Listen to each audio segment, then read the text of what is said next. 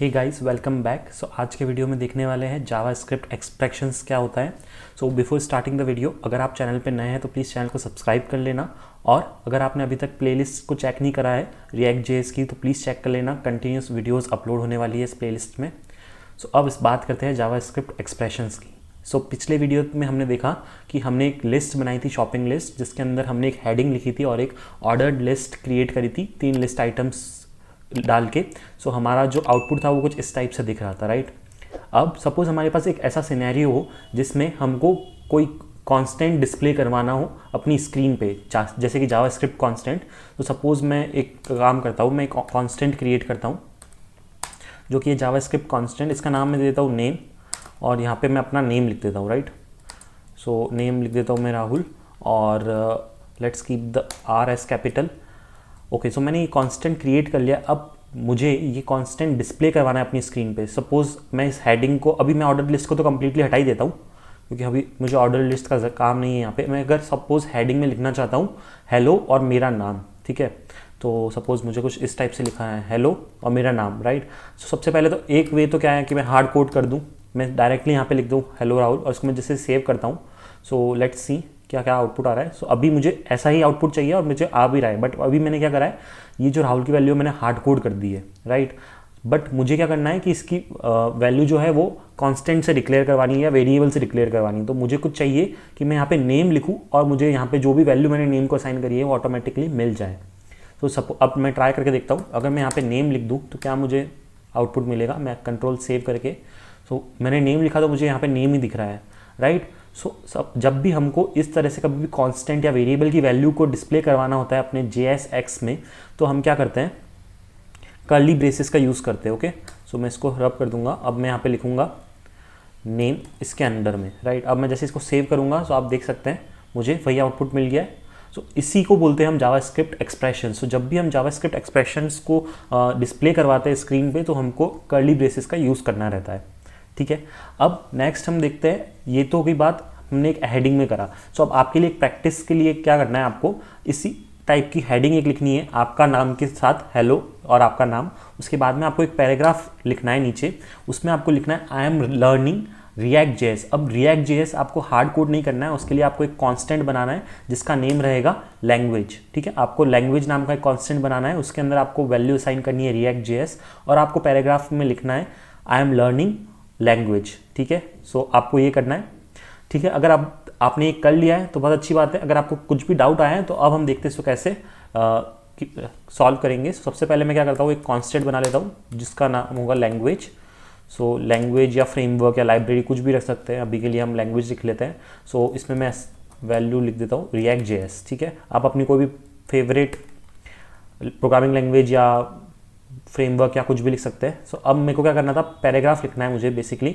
मैं यहाँ पे पी टैग लगा देता हूँ। इसके अंदर मैं लिख देता हूँ आई एम लर्निंग और कर्ली ब्रेसेस के अंदर लैंग्वेज, राइट। मुझे जो चाहिए था वो डिज़ायर्ड आउटपुट मिल जाएगा। ये देखो आप स्क्रीन पे दिख भी रहा होगा, I am learning react JS, ठीक है। अब हम आगे चलते हैं और देखते हैं कि एक्सप्रेशंस के अंदर हम और क्या क्या वैल्यूज़ ऐड कर सकते हैं। सपोज एक और पैराग्राफ में लिख लेता हूँ the addition of 2 and 3 is. अब मुझे क्या करना है, इसकी वैल्यू को रिटर्न करना है। सपोज मैं इसके अंदर अगर कुछ भी वैल्यू लिखूंगा तो उसकी वैल्यू मुझे सॉल्व होके मिलेगी। आप देख सकते हैं the addition of 2 and 3 is 5। Basically जो भी जावास्क्रिप्ट का कोड है वो हम कर्ली ब्रेसेस के अंदर लिखते हैं, उसको हम बोलते हैं जावास्क्रिप्ट एक्सप्रेशंस। अब एक चीज़ और, सपोज अगर आपने कभी कर्ली ब्रेसेस के अंदर एक इफ़ स्टेटमेंट लिख दिया तो क्या वो इफ़ स्टेटमेंट एग्जीक्यूट होगा या नहीं होगा।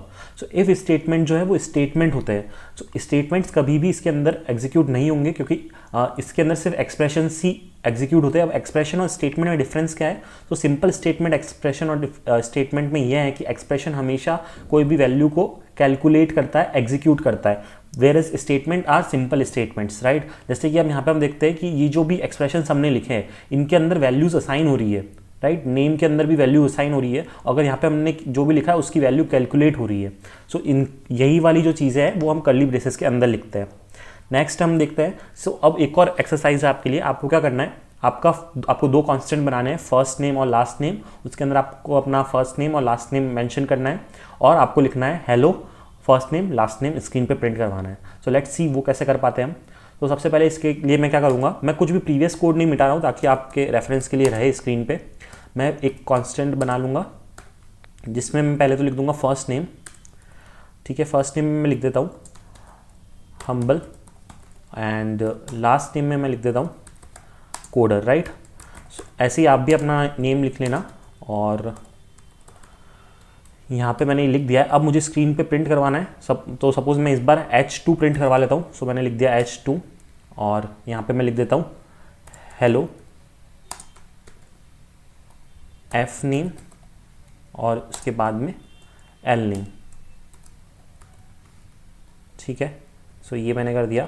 अब सपोज़ मैं इन दोनों के बीच में स्पेस ना दूँ और मैं इसको सेव करके देखता हूँ क्या आता है स्क्रीन पे। तो आप देख रहे हैं यहाँ पे मुझे हम्बल और कोडर दिख रहा है, बट दोनों के बीच में एक भी स्पेस नहीं है, राइट। अगर मुझे स्पेस चाहिए तो मैं क्या करूँगा, इन दोनों के बीच में एक स्पेस डाल के सेव करूँगा तो वो वहाँ पर स्पेस कैलकुलेट होके शो होगी। ओके, सो अभी तक इसने स्पेस नहीं शो करी है क्योंकि मैंने सेमी कॉलन नहीं लगाया है। सो हमें अभी स्क्रीन पे स्पेस नहीं दिख रहा है। सो अगर मैं चाहूँ कि मुझे इन दोनों के बीच में स्पेस दिखना चाहिए तो मैं इसे कैसे लिख सकता हूँ। सो मैं अभी इसके डायरेक्टली यहाँ पे लिखता हूँ।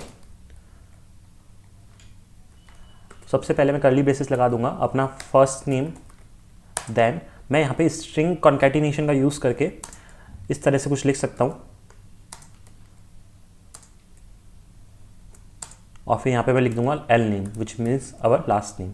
अब मैं जब इसको सेव करता हूँ, अब मैं नीचे वाले दोनों को हटा देता हूँ, एक बार इसको सेव करता हूँ और देखता हूँ कि क्या आउटपुट आ रहा है। तो आप देख सकते हैं मुझे अब अपने नाम में स्पेस दिख रहा है, राइट। सो इस तरह से आप क्या कर सकते हैं, स्ट्रिंग कॉन्कैटिनेशन की मदद से स्पेस दिखा सकते हैं। या फिर एक तरीका और है जो कि है टेम्पलेट लिटरल्स का।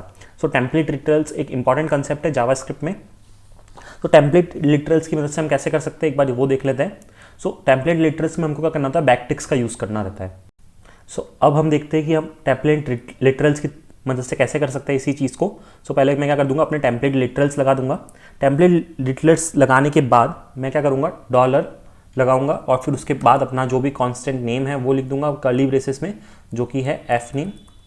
और अब मुझे क्या देना था, स्पेस। तो जो भी ये जो बैकटिक्स होते हैं इनके बीच में जो भी है वो स्ट्रिंग की तरह कंसीडर होता है। सो नॉर्मल मैं एक स्पेस भी लगाऊंगा तो उसका मतलब है ये एक नॉर्मल स्ट्रिंग की तरह कंसीडर करेगा। अब मैं वापस अपना कांस्टेंट शो करने के लिए क्या करूँगा, डॉलर और कर्ली ब्रेसेस लगा दूंगा और फिर यहाँ पे अपना L name which is my last name मैं मेंशन कर दूंगा। जैसे ही मैं इसको सेव करूँगा तो आप देख सकते हैं कि आउटपुट में कुछ डिफरेंस नहीं आएगा, क्योंकि हमारा पहले भी आउटपुट यही था और अभी भी ये। तो थोड़ा सा चेंज करके देखते हैं। मैं इसके बीच में स्पेस के बाद में एक डैश और लगा देता हूँ ताकि उससे पता चले, और इसके बाद में भी तो आपको कुछ ऐसा दिखेगा ताकि आपको पता चले कि आउटपुट अपडेट हो रहा है। तो आप देख सकते हैं मुझे यहाँ पे डैश के आगे एक स्पेस मिला है, उसके बाद में एक स्पेस मिल गया है। तो ये चीज़ हमने करी है किसकी मदद से, टेम्पलेट लिटरल्स की मदद से। अब टेम्पलेट लिटरल्स को स्ट्रिंग इंटरपोलेशन भी बोला जाता है। तो आपको ये वर्ड्स ध्यान रखने हैं, बिकॉज कितनी बार क्या होता है कि हमको चीज़ें आती है बट उसके बाद भी हमको पता नहीं चलता है कौन सी चीज़ की बात हो रही है, बिकॉज हम टेक्निकल वर्ड्स पर ज़्यादा ध्यान नहीं देते। सो ये सब चीज़ें सीखते सीखते टाइम ही आपको ये सब टर्मिनोलॉजीज़ को भी ध्यान में रखना है। तो बाकी रिएक्ट जेएस काफ़ी सिंपल है।